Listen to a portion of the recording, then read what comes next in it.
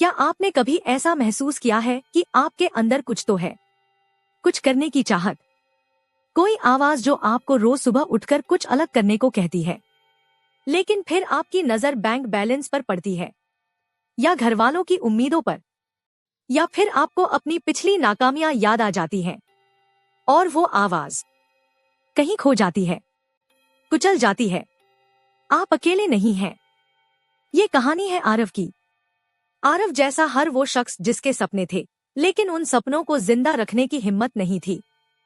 उसकी जिंदगी एक ऐसे रास्ते पर चल रही थी जो उसने खुद नहीं चुना था, बल्कि उसे बस उस पर धकेल दिया गया था। लेकिन फिर एक रात, जब लगा कि अब बस यही जिंदगी है, उसकी मुलाकात हुई एक किताब से। एक ऐसी किताब जिसने उसकी सोच ही बदल दी। उस किताब का नाम था Big Magic by Elizabeth Gilbert. पर ये शुरुआत से शुरू करते हैं। आरव का कमरा, मुंबई के उपनगर में एक छोटी सी खिड़की वाला। बाहर बारिश की रिमझिम थी, लेकिन कमरे के अंदर का मौसम कुछ और ही था। सन्नाटा, गहरा, चुभता हुआ सन्नाटा। आरव अपने लैपटॉप के सामने बैठा था। स्क्रीन पर उसका बैंक अकाउंट खुला था। 2470 रुपए। बस इतने ही पैसे बचे थे महीने के आखिरी 10 दिनों के लिए। आप क्या करते उसकी जगह?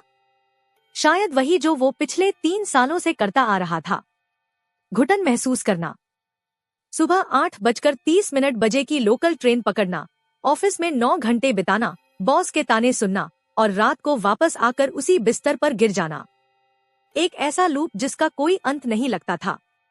आरव के अंदर एक कलाकार था। वो बचपन से कहानियां लिखता था। उसकी डायरियों में ऐसे किरदार भरे पड़े थे जो कभी दुनिया नहीं देख पाए। उसका सपना था कि वो अपनी एक किताब छपवाएगा, एक फिल्म की पटकथा लिखेगा। लेकिन हकीकत ये थी कि वो एक मार्केटिंग एजेंसी में डेटा एंट्री का काम कर रहा था।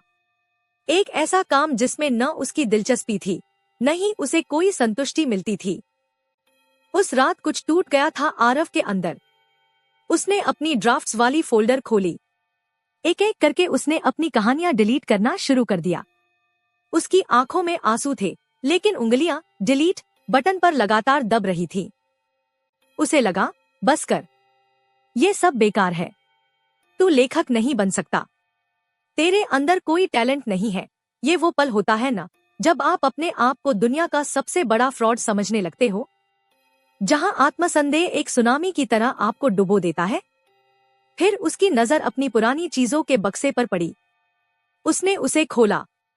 वहां एक किताब थी, Big Magic by Elizabeth Gilbert.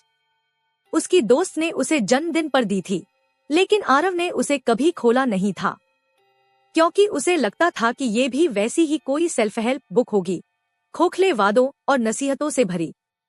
लेकिन उस रात, जब उसके पास खोने के लिए कुछ नहीं बचा था, उसने पहला पन्ना पलटा। Do you have the courage to bring forth the treasures that are hidden inside you? Hindi में कहें तो, क्या तुम में वो हिम्मत है कि तुम उन खजानों को बाहर ला सको जो तुम्हारे अंदर छुपे हैं? ये लाइन पढ़ते ही आरव को लगा जैसे किसी ने उसके सीने पर हथौड़ा मारा हो। वो खजाना, वो उसकी कहानियां थी, जिन्हें उसने अभी अभी डिलीट किया था। जैसा कि एलिजाबेथ गिलबर्ट बिग मैजिक में कहती हैं, दुनिया में रचनात्मकता कोई स्पेशल टैलेंट नहीं है, ये हर इंसान का जन्मसिद्ध अधिकार है। आपको किसी से परमिशन लेने की जरूरत नहीं है। If you are alive, you are a creative person. बस यही लाइन पढ़कर आरव को लगा कि वो सालों से बस एक ही चीज का इंतजार कर रहा था, किसी के ये कहने का कि हाँ, तुम कर सकते हो।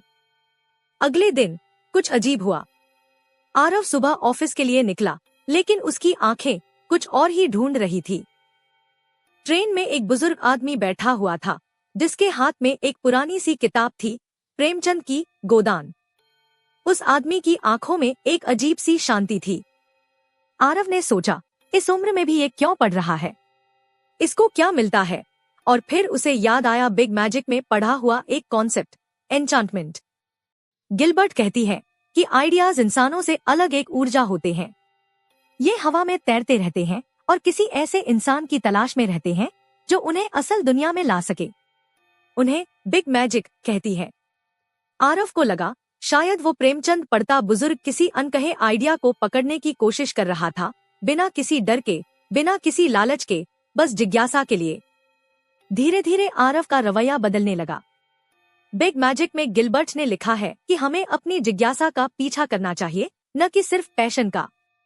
Curiosity is the truth and the way of creative living. Aarav को समझ आया कि उसने अपने ऊपर इतना प्रेशर क्यों डाल रखा था। उसने सोचा, बेस्टसेलर लिखने का सपना छोड़, पहले बस एक पैराग्राफ लिख। और उसने लिखा एक पैराग्राफ अपने बचपन की गली के बारे में, बारिश की भीनी खुशबू के बारे में।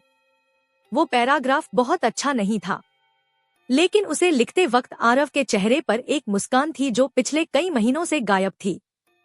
लेकिन असली बदलाव अभी बाकी था।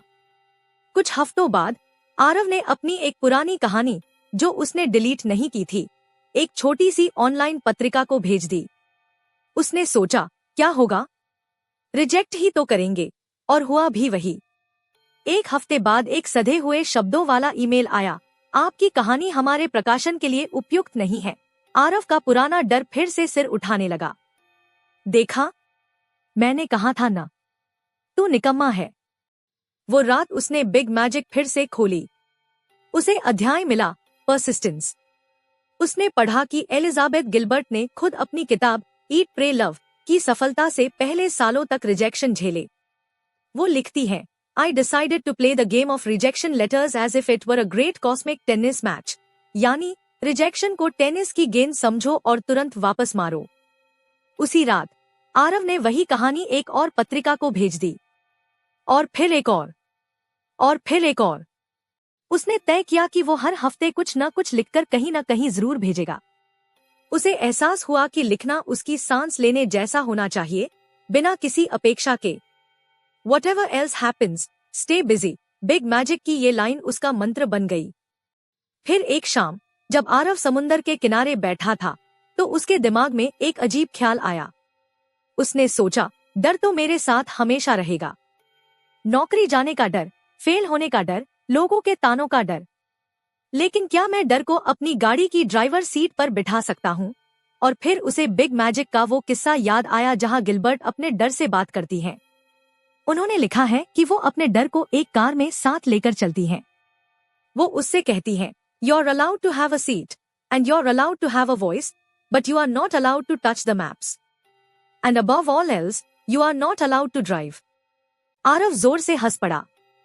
उस रात उसने अपने डर को एक काल्पनिक पीछे की सीट पर बैठा दिया। उसने अपने डर से कहा, तू बैठ, चुपचाप बैठ। चिल्ला सकता है, रो सकता है, लेकिन गाड़ी मैं चलाऊंगा। ये ट्रस्ट का पाठ था। बिग मैजिक का 5वां स्तंभ, खुद पर भरोसा। और सबसे बढ़कर उस जादुई प्रक्रिया पर भरोसा जिसे हम जिंदगी कहते हैं। आरव ने समझा कि सफलता का मतलब ये नहीं है कि वो अमीर और मशहूर हो जाएगा। गिलबर्ट कहती है, What do you love doing so much that the words failure and success essentially become irrelevant? मतलब, तुम्हें वो काम क्या है जिसे करने में तुम्हें इस बात से कोई फर्क नहीं पड़ता कि तुम कामयाब हुए या नहीं? आरव के लिए वो चीज थी कहानियां गढ़ना, चाहे वो कभी छपे या न छपे। क्या आपने भी ऐसा महसूस किया है, जब आप कोई ऐसा काम कर रहे होते हैं जो आपको इतना पसंद है कि समय का पता ही नहीं चलता? अगर हाँ, तो आपको उस काम को पकड़ कर रखना चाहिए।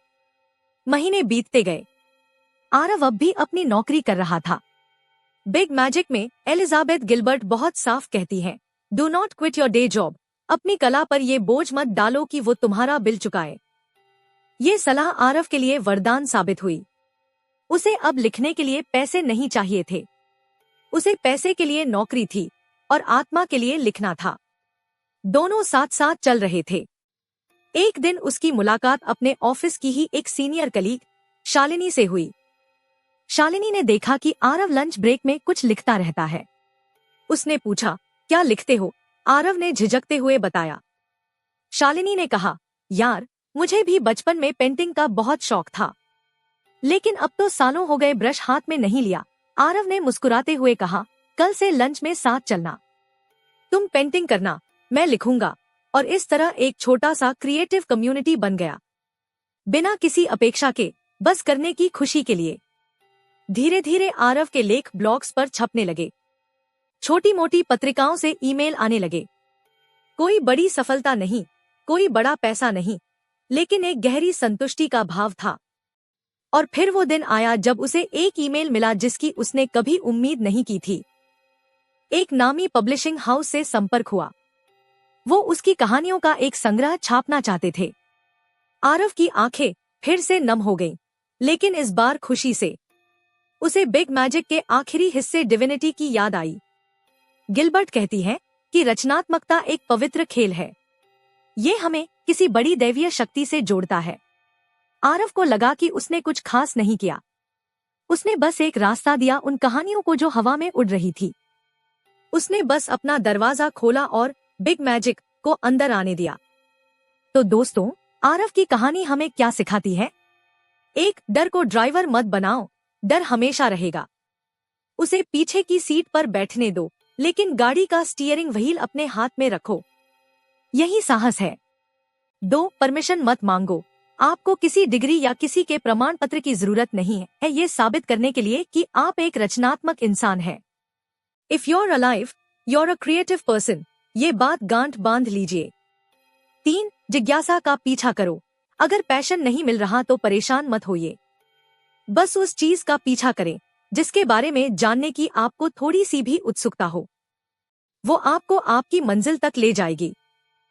4, रिजेक्शन का खेल खेलो। रिजेक्शन का मतलब तुम निकम्मे हो नहीं है।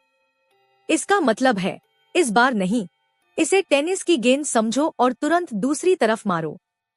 लगातार कोशिश करते रहो। 5, कला को कमाने का जरिया मत बनाओ। अपने क्रिएटिव काम को आर्थिक बोझ से आजाद रखो। अगर हो सके तो अपनी दिन की नौकरी मत छोड़ो जब तक कि आपकी कला आपको पालने के काबिल न हो जाए। तब तक इसे अपनी आत्मा का गुप्त प्रेम बनाए रखो। आरव आज एक सफल लेखक है, लेकिन उसकी सबसे बड़ी सफलता ये नहीं है कि उसकी किताब छप गई। उसकी सबसे बड़ी सफलता ये है कि वो अब हर सुबह उठकर बिना किसी डर के अपना काम करता है। वो अपने डर के साथ बैठता है, उससे बातें करता है, लेकिन अब डर उसकी जिंदगी नहीं चलाता। और ये सब कुछ संभव हुआ एक रात जब उसने Big Magic by Elizabeth Gilbert को खोला और एक सवाल पढ़ा। क्या तुम में वो हिम्मत है कि तुम उन खजानों को बाहर ला सको जो तुम्हारे अंदर छुपे हैं? तो आपका क्या कहना है? क्या आपके अंदर वो हिम्मत है? क्या आप अपनी जिंदगी में बिग मैजिक को बुलाने के लिए तैयार हैं? अगर ये कहानी आपको पसंद आई हो तो वीडियो को लाइक करें। ऐसी और प्रेरणादायक कहानियों के लिए चैनल को सब्सक्राइब करना न भूलें। अपनी रचनात्मकता को जगाए रखें और याद रखें, ब्रह्मांड ने अजीबोगरीब खजाने हम सबके अंदर छुपा रखे हैं। बस आपकी बारी है उन्हें ढूंढने की।